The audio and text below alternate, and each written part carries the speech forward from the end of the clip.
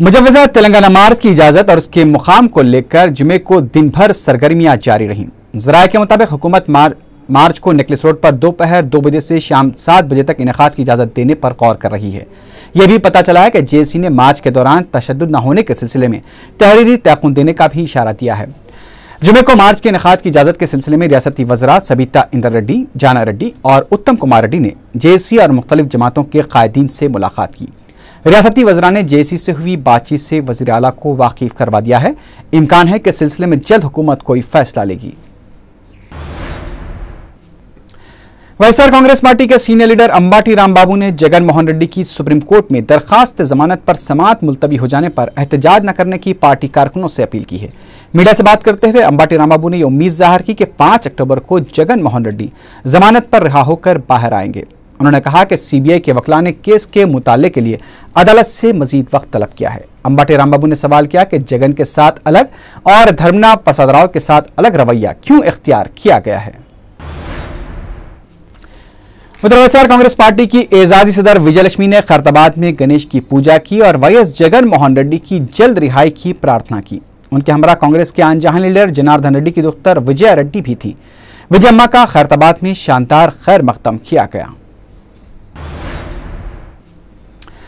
Biodiversity conference के लिए अब सिर्फ 2 दिन रह गए हैं। वक्त कम है और काम ज्यादा।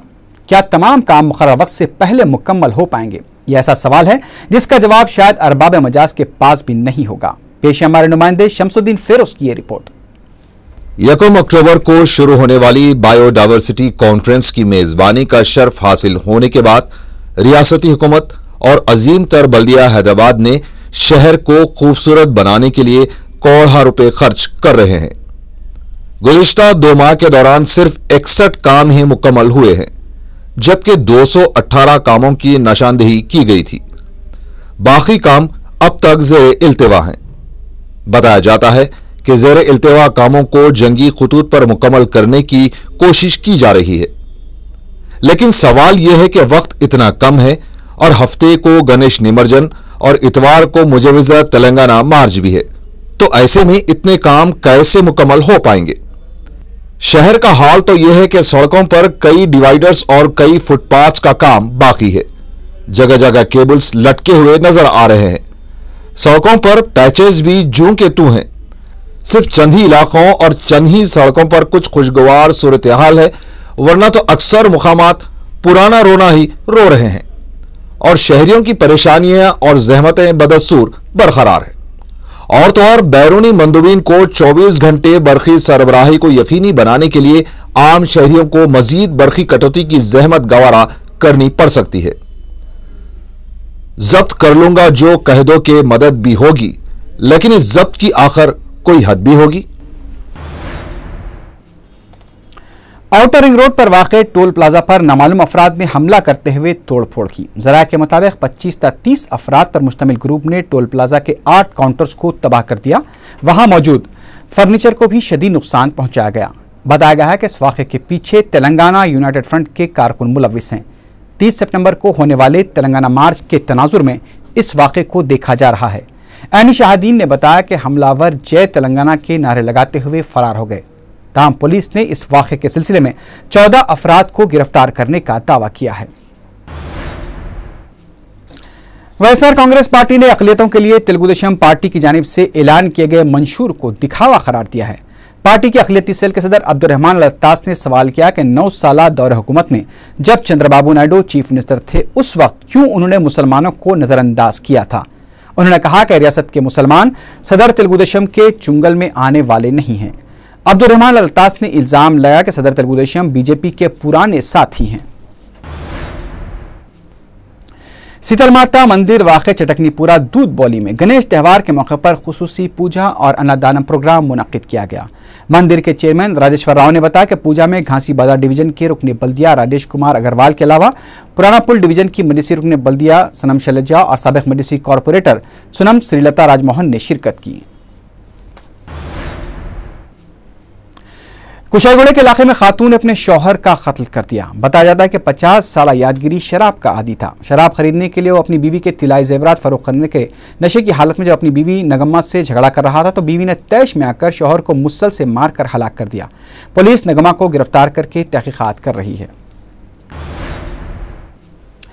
महकमा आबकारी की टीम ने नल्लाकुंटे के इलाके में धावा करके खातून को गिरफ्तार कर लिया, जबकि उसके साथी फरार होने में कामयाब हो गए। सर्कल इंस्पेक्टर आबकारी पुलिस मुजाहिद सिद्दीकी ने मीडिया को बताया कि उन्होंने एक बावसूख इत्तला पर कार्रवाई करते हुए नल्लाकुंटा पुलिस स्टेशन के रूबरू खुली अराजी से गुड़म्बे के 5000 पैकेट जब्त कर लिए। उन्होंने बताया कि गुड़म्बे का कारोबार करने वाले खातून उमा अरसे दराज से कारोबार कर रही है। वो गणेश त्यौहार के मौके पर ज्यादा फायदा कमाने के इरादे से अपने मकान के करीब पत्थरों की आड़ में 5000 गुड़म्बे के पैकेट छुपा कर रखी थी। कोकटपल्ली में चिटफंड का कारोबार करने वाली एक खातून अपने ग्राहकों को करीब 90 लाख रुपए का चूना लगाकर फरार हो गई। बताया जाता है कि खातून लक्ष्मी चिटफंड के कारोबार के अलावा ज्यादा शरह सूद पर कर्ज भी हासिल किया करती थी। मुतासर अफराद ने जुम्मे के दिन कोकटपल्ली पुलिस में शिकायत दर्ज करवाई है। मीरपेट में एक कमसिन लड़का पानी के संप में गिरकर फौत हो गया। बताया जाता है कि जुम्मे की सुबह 2 साला निखिल की वालदा सो रही थी कि लड़का खेलते हुए पानी के संप में गिर गया। पुलिस तहकीकात कर रही है। गुलशन कॉलोनी गच्चीबोली का रहने वाला 10 साला बी राजेश 15 सितंबर से लापता बताया गया है। उसकी दिमागी हालत ठीक नहीं है। किसी को नजर आ जाए तो ख्वाहिश की गई है कि रायदुर्गम पुलिस को इसकी इत्तला दी जाए। दानामा झोपड़ी का रहने वाला 16 साला मोहम्मद अंसार 27 सितंबर से लापता बताया गया है। किसी को नजर आ जाए तो ख्वाहिश की गई कि काला पत्थर पुलिस को इसकी इत्तला दी जाए। आखिर में सुर्खियों पर एक बार फिर नजर डालते हैं। रियासत के 20% स्कूल्स में बरकी की अदम सरबराही, पीएससी इजलास में हैरत अंगेज इंकशाफ।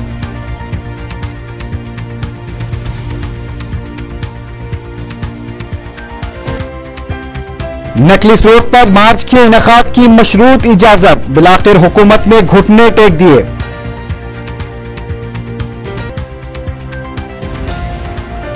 सुप्रीम कोर्ट में जगन मोहन रेड्डी की दरखास्त जमानत पर समाअत 5 अक्टूबर तक मुलतवी।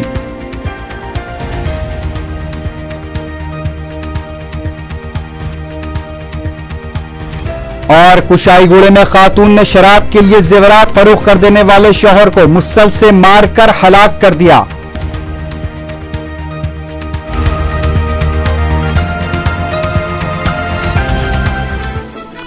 इसी के साथ ही खबरनामा खिताम को पहुंचा। अल्लाह हाफिज।